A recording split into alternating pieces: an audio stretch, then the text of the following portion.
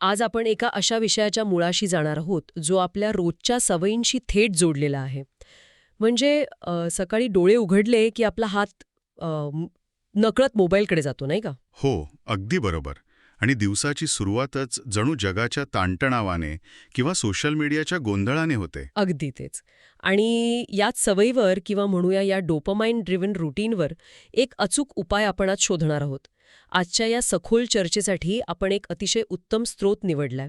समर्थ रामदास स्वामींनी लिहिलेल्या मनाचे श्लोकमधला 3रा श्लोक. हो, प्रभाते मनी रामचिंतित जावा हा तो श्लोक आहे.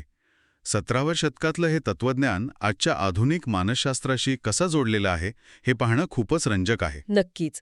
म्हणजे मी जेव्हा हे वाचत होते तेव्हा मला जाणवलं की हे केवळ एखाडं आध्यात्मिक सुभाषित नाहीये. अजिबात नाही. जर आपण याकडे बारकाईने पाहिलं तर मन, वाणी आणि कृती यांच्या संयोजनाचे हे एक उत्तम सायकोलॉजिकल फ्रेमवर्क आहे. उठल्याबरोबर स्क्रीन बघण्याऐवजी आपण एक विशिष्ट शिस्त पाळली तर मानसिक आरोग्य कसं सुधारतं हे यात स्पष्ट दिसतं. हो. आणि सुरुवातीलाच प्रभाते असा शब्द आहे ज्याचा अर्थ दिवसाची सुरुवात. तिथे पहिल्यांदा मनावर फोकस केलाय. आपण जेव्हा सकाळी उठून लगेच एखादा त्रासदायक ईमेल किंवा बातम्या वाचतो तेव्हा आपला स्ट्रेस एकदम वाढतो. यामागे एक भक्कम शास्त्रीय कारण आहे बघा. मानसशास्त्रामध्ये याला कॉग्निटिव्ह प्रायमिंग असं म्हणतात. सकाळची पहिली 30 मिनिटं आपल्या मेंदूसाठी अत्यंत संवेदनशील असतात. म्हणजे आपण जो विचार पहिल्यांदा करतो तो दिवसभर टिकतो. अगदी तसंच. उठल्याबरोबर मोबाईल पाहिल्याने कॉर्टिसॉल या स्ट्रेस हॉर्मोनची पातळी वाढते आणि डोपामाइनचे अनपेक्षित स्पाइक्स येतात. या उलट श्लोकात सांगितल्याप्रमाणे शांत मनाने सुरुवात केली तर आपण एका लो डोपामाइन आणि हाय क्लॅरिटी स्टेटमध्ये जातो. बरोबर. आणि त्यामुळे मेंदू दिवसभराच्या आव्हानांसाठी अधिक स्थिर राहतो आणि आपली निर्णयक्षमता वाढते. हे खूपच महत्वाचं आहे. पण नुसते विचार करून भागत नाही. मनात आलेला तो शांत विचार आपल्या पहिल्या शब्दातही उतरायला हवा, नाही का? नक्कीच.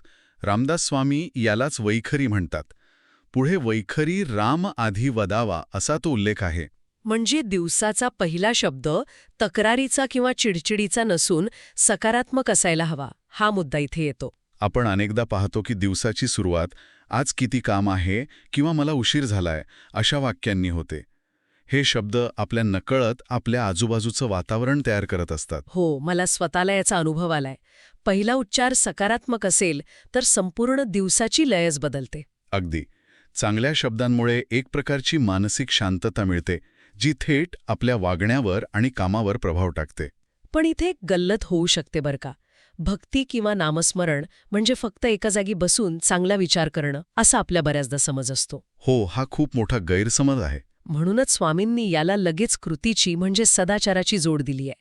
सदाचार हा थोर सांडून येतो असं ते म्हणतात. हाच तर या श्लोकाचा मुख्य गाभा आहे. प्रामाणिकपणा, शिस्त आणि आपली जबाबदारी योग्य रीतीने पार पाडणं म्हणजेच खरा सदाचार. तर सकाळचं ते माइंडफुलनेस निरर्थक ठरतं असं म्हणायचंय का? अगदी 100%. वर्तन सातत्यानं चांगलं ठेवलं तरच एक भक्कम व्यक्तिमत्व घडतं. मन आणि वाणीची शुद्धता ही शेवटी आपल्या कृतीतूनच सिद्ध व्हावी लागते. आणि या समन्वयातून माणसाला खरी धन्यता मिळते, ज्याचा उल्लेख शेवटच्या ओळीत आहे. जनी तोची तो मानवी धन्य होतो. आजच्या काळात आपण यशाचं मोजमाप कसं करतो? पैसा किंवा सोशल मीडियावरील लाईक्स बघून? हो, तेच तर. पण समाजात मिळणारा आदर आणि स्वतःच्या अंतर्मनातली आत्मशांती हीच खरी संपत्ती आहे. आजच्या इन्फॉर्मेशन ओव्हरलोडच्या जगात हीच आत्मशांती टिकवून ठेवणं सर्वात कठीण झालं आहे. माहितीच्या सततच्या भडीमारामुळे आपण खूप लवकर विचलित होतो. अशावेळी सकाळी मन शांत ठेवणं आणि वाणीतून सकारात्मकता पसरवणं हे खूप गरजेचं आहे. आणि दिवसभर आचरणात प्रामाणिकपणा जपणं. या 3 गोष्टींचा संगम तणावमुक्त जीवनाची गुरुकिल्ली ठरतो. थोडक्यात सांगायचं तर हे 17व्या शतकातलं मॉडेल आजच्या धावपळीच्या आयुष्यात एक अतिशय प्रभावी लाईफस्टाईल हॅक आहे. नक्कीच. स्थिर आणि यशस्वी व्यक्तिमत्व घडवण्यासाठी हा दृष्टिकोन खूप उपयुक्त आहे. पण आजच्या या चर्चेच्या शेवटी मला एक अत्यंत कुतूहल निर्माण करणारा प्रश्न विचारून थांबायचा आहे.